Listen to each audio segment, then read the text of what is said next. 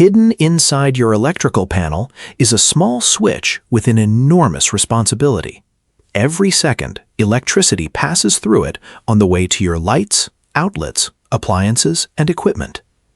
Most of the time, the breaker does absolutely nothing. But when electrical current becomes dangerously high, the breaker must recognize the problem, open the circuit, and stop the current before the wiring overheats. During a serious short circuit, this entire process may happen almost instantly. So how can a device this small interrupt such a powerful electrical fault? The answer involves heat, magnetism, a spring-loaded mechanism, and a carefully controlled electrical arc. Electrical wires are designed to carry a limited amount of current.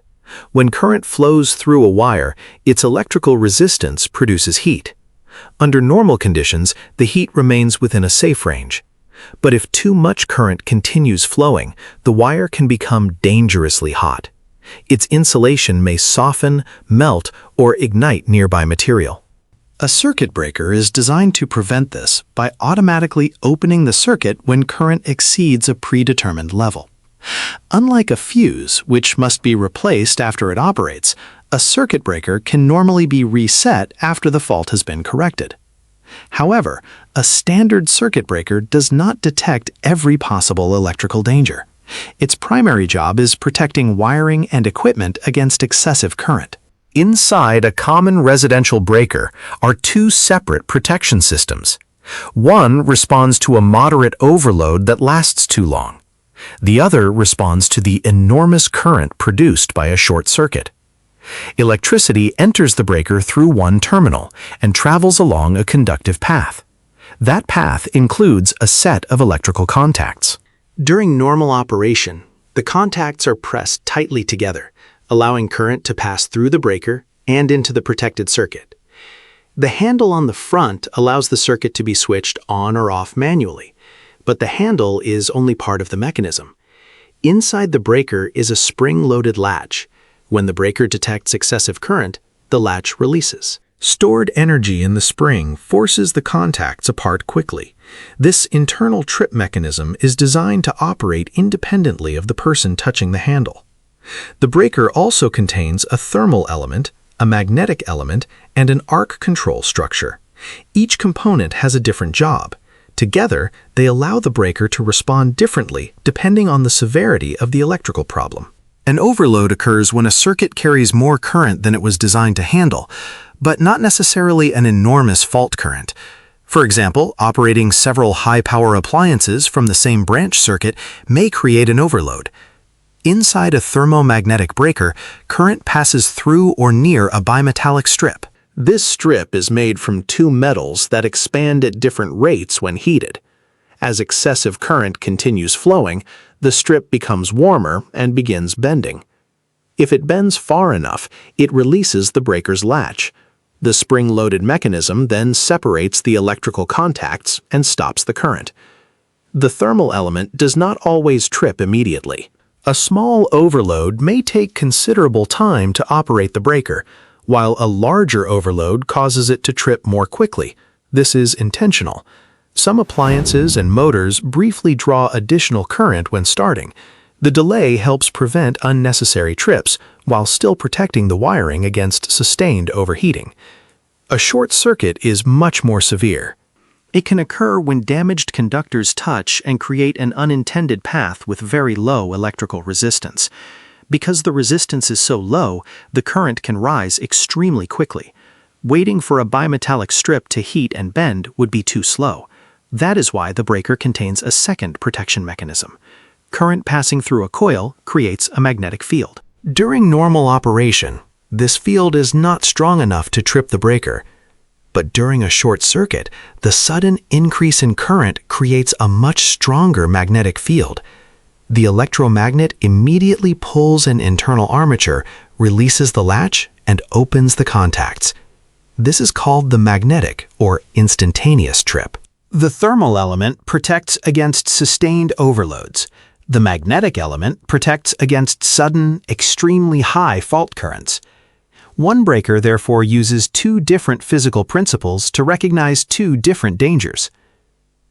Opening the contacts does not instantly guarantee that the current will stop. As the contacts begin separating, electricity may continue crossing the small gap between them. The air becomes ionized, creating a bright and extremely hot electrical arc. If this arc continued, it could damage the contacts or allow dangerous current to keep flowing. The breaker must therefore control and extinguish it. Many breakers contain an arc chute made from a series of metal plates. The arc is drawn away from the contacts and divided into several smaller sections. This lengthens, cools, and weakens the arc.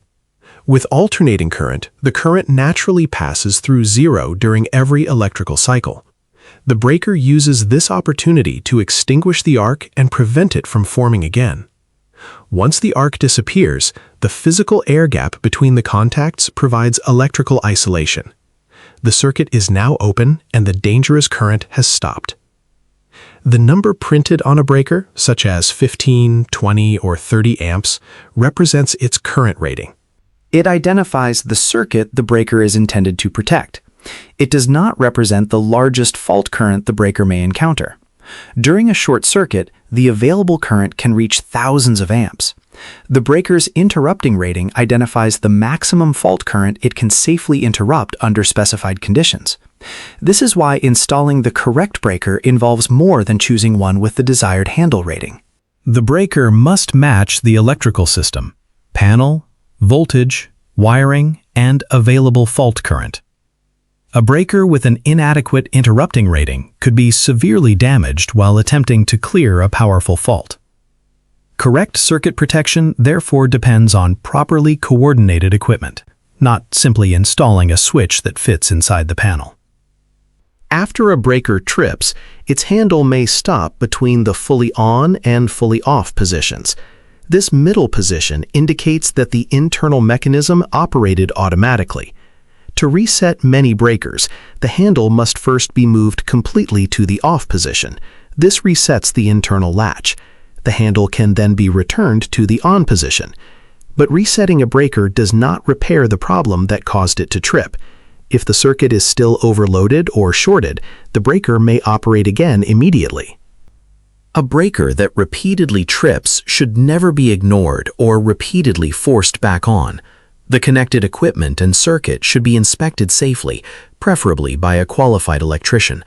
Electrical panels can contain hazardous voltage even when some switches are turned off. A standard thermal magnetic breaker primarily responds to overloads and short circuits. Other breakers provide additional protection. A ground fault circuit interrupter, or GFCI, compares the current leaving through one conductor with the current returning through the other. If a small amount of current follows an unintended path, possibly through a person, the GFCI can disconnect the circuit rapidly. An arc fault circuit interrupter, or AFCI, looks for electrical patterns associated with dangerous arcing. Arcing can occur in damaged cords, loose connections, or deteriorated wiring without always drawing enough current to operate a standard breaker. AFCI protection is intended to reduce the risk of fires caused by these arcing faults. Dual-function breakers can combine ground fault and arc fault detection in one device. These breakers may look similar from the outside, but the dangers they monitor are different. The basic principle extends far beyond a residential electrical panel.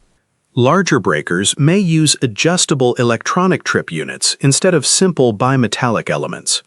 Sensors measure the current, while electronic controls determine when the breaker should operate. Industrial systems can coordinate multiple breakers so that the device closest to a fault opens first.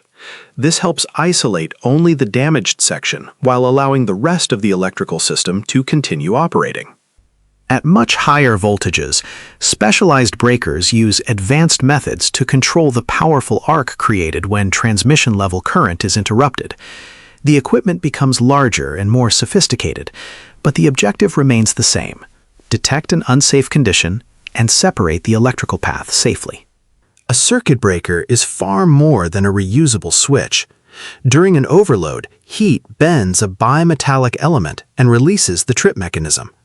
During a short circuit, a powerful magnetic field releases it almost instantly. The contacts separate, the arc chute extinguishes the electrical arc, and the dangerous current stops. All of this happens inside a device small enough to fit in your hand. And that is how a circuit breaker protects electrical wiring before excessive current turns into destructive heat. If you enjoy discovering how electrical systems and machines really work, subscribe to How Engineering Works.